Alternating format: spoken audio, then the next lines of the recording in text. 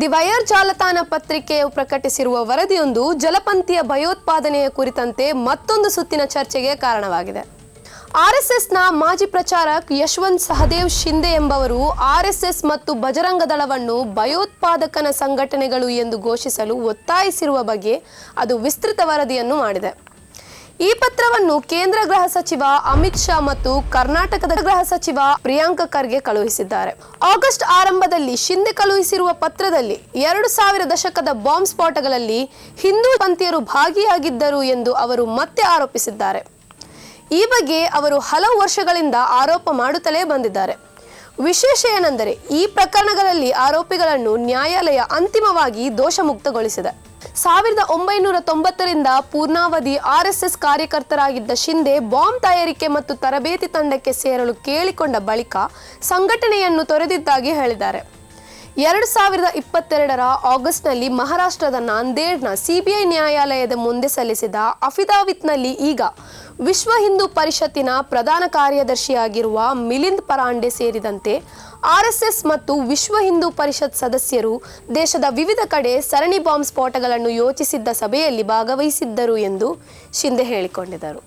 2003ರಲ್ಲಿ ಸುಮಾರು 20 ಮಂದಿಯೊಂದಿಗೆ ಪರಾಂಡೆಯವರ ಮಾರ್ಗದರ್ಶನದಲ್ಲಿ ತಮಗೆ ಬಾಂಬ್ ತಯಾರಿಸುವ ತರಬೇತಿ ನೀಡಲಾಗಿತ್ತು ಎಂದು ಅವರು ಅಫಿಡವಿಟ್ನಲ್ಲಿ ಹೇಳಿದರು.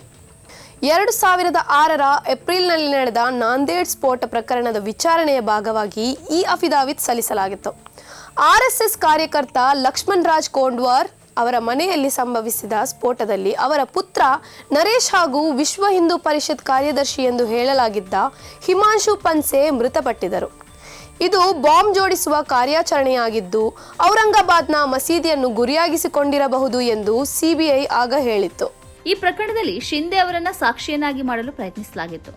ಆರಂಭದಲ್ಲಿ ಅವರ ಅಫಿಡವಿಟ್ ಅನ್ನ ಆಗಿನ ವಿಚಾರಣಾ ನ್ಯಾಯಾಲಯದ ನ್ಯಾಯಾಧೀಶ ಧಮೇಜ ಅವರು ಪರಿಗಣಿಸಿದ್ದರು. ಆದರೆ ಮುಂದಿನ ವಿಚಾರಣೆಗೆ ಮುನ್ನ ಅವರನ್ನು ಹಠಾತ್ತನೆ ವರ್ಗಾಯಿಸಲಾಯಿತು. ಬಳಿಕ ಅಧಿಕಾರ ವಹಿಸಿಕೊಂಡ ನ್ಯಾಯಾಧೀಶರು ಶಿಂದೆ ಅವರ ಅರ್ಜಿಯನ್ನು ತಿರಸ್ಕರಿಸಿದ್ದರು. 2025ರ ಜನವರಿ 4ರಂದು ನಾಂದೇಡ್ನ ವಿಚಾರಣಾ ನ್ಯಾಯಾಲಯವು ಪ್ರಕರಣದ ಎಲ್ಲ 9 ಆರೋಪಿಗಳನ್ನು ದೋಷಮುಕ್ತಗೊಳಿಸಿತು. ತಾನು ಪಾಕಿಸ್ತಾನದಲ್ಲಿ ರಹಸ್ಯ ಕಾರ್ಯಾಚರಣೆಗಳಿಗಾಗಿ ತರಬೇತಿ ಪಡೆದಿದ್ದಾಗಿ ನಂತರ ನೀಡಿದ ಸಂದರ್ಶನದಲ್ಲಿ ಶಿಂದೆ ಹೇಳಿದ್ದರು. ಭಾರತದಲ್ಲಿ ನಡೆದ ಬಾಂಬ್ ದಾಳಿಗಳ ಹೊಣೆಯನ್ನು ಮುಸ್ಲಿಮರ ಮೇಲೆ ಹೊರಿಸುವ ಯೋಜನೆ ಇತ್ತು ಎಂದು ಅವರು ಆರೋಪಿಸಿದ್ದರು. 2003 ಮತ್ತು 2004ರಲ್ಲಿ ಜಲ್ನಾಪೂರ್ಣ ಮತ್ತು ಪರ್ಭಣಿಯಲ್ಲಿನ ಮಸೀದಿಗಳ ಮೇಲೆ ತಮ್ಮೊಂದಿಗೆ ತರಬೇತಿ ಪಡೆದವರು ಬಾಂಬ್ ದಾಳಿ ನಡೆಸಿದ್ರು ಅಂತ ಶಿಂದೆ ಆರೋಪಿಸಿದ್ದರು. ಆರಂಭದ ಸಿಬಿಐ ತನಿಖೆಯಲ್ಲಿ ಶಿಂದೆ ಅವರ ಆರೋಪಗಳನ್ನು ಬೆಂಬಲಿಸುವ ಪುರಾವೆಗಳು ಲಭ್ಯವಿದೆ ಎಂದು ಹೇಳಲಾಗಿತ್ತು. ಆದರೆ ಪ್ರಕರಣಗಳು ನ್ಯಾಯಾಲಯದ ಮುಂದೆ ಬಂದ ಬಳಿಕ ಆರೋಪಿಗಳು ಖುಲಾಸೆಗೊಳ್ಳತೊಡಗಿದರು. 2014ರಲ್ಲಿ ಬಿಜೆಪಿ ನೇತೃತ್ವದ ಸರ್ಕಾರದ ಅವಧಿಯಲ್ಲಿಯೇ ಎಲ್ಲಾ ಪ್ರಕರಣಗಳಲ್ಲೂ ಆರೋಪಿಗಳು ಖುಲಾಸೆಗೊಂಡಿದ್ದಾರೆ ಅನ್ನುವುದು ವಿಶೇಷ.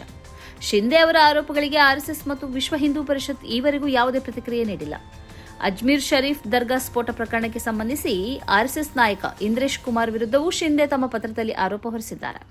2008 ಮಾಲೆಗಾಂವ್ ಸ್ಫೋಟ ಪ್ರಕರಣದಲ್ಲಿ ವಿಚಾರಣೆ ಎದುರಿಸಿ ಅಂತಿಮವಾಗಿ ದೋಷಮುಕ್ತಗೊಂಡಿದ್ದ ಬಿಜೆಪಿಯ ಮಾಜಿ ಸಂಸದೆ ಪ್ರಜ್ಞಾ ಸಿಂಗ್ ಠಾಕೂರ್ ಮತ್ತು ಕರ್ನಲ್ ಪ್ರಸಾದ್ ಪುರೋಹಿತ್ ವಿರುದ್ಧವೂ ಆರೋಪಗಳನ್ನು ಮಾಡಿದ್ದಾರೆ.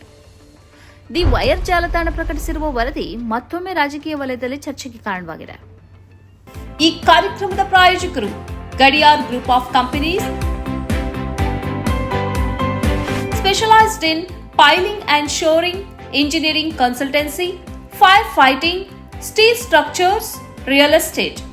Office, SIT Tower, Silicon Oasis, Dubai, UAE. ಸ್ನೇಹಿತರೆ, ನಿಮ್ಮ ಅದ್ಭುತ ಬೆಂಬಲದಿಂದ ಸನ್ಮಾರ್ಗ ನ್ಯೂಸ್ ಚಾನೆಲ್ ಈಗ 2 ಲಕ್ಷ ಸಬ್ಸ್ಕ್ರೈಬರ್ಗಳನ್ನು ದಾಟಿದೆ. ಇದು ನಮ್ಮ ಯಶಸ್ಸಲ್ಲ, ಇದು ನಿಮ್ಮ ಯಶಸ್ಸು. ನಮ್ಮ ಮುಂದಿನ ಗುರಿ 4 ಲಕ್ಷ. ಇದು ಕಷ್ಟವಲ್ಲ. ನೀವು ಮಾಡಬೇಕಾದದ್ದು ಸಿಂಪಲ್. ನೀವು ಸನ್ಮಾರ್ಗ ನ್ಯೂಸ್ ಚಾನೆಲ್ ವಿಡಿಯೋವನ್ನ ನಿಮ್ಮ ಸ್ನೇಹಿತರಿಗೆ, ಕುಟುಂಬದವರೊಂದಿಗೆ ಹಂಚಿಕೊಳ್ಳಿ ಮತ್ತು ಅವರಲ್ಲೂ ಸಬ್ಸ್ಕ್ರೈಬ್ ಮಾಡಲು ಹೇಳಿ. ನೀವು ಶಕ್ತಿಯನ್ನು ಕೊಡಿ, ನಾವು ನಿಖರ ಸುದ್ದಿ ಕೊಡ್ತೇವೆ. ಧನ್ಯವಾದಗಳು.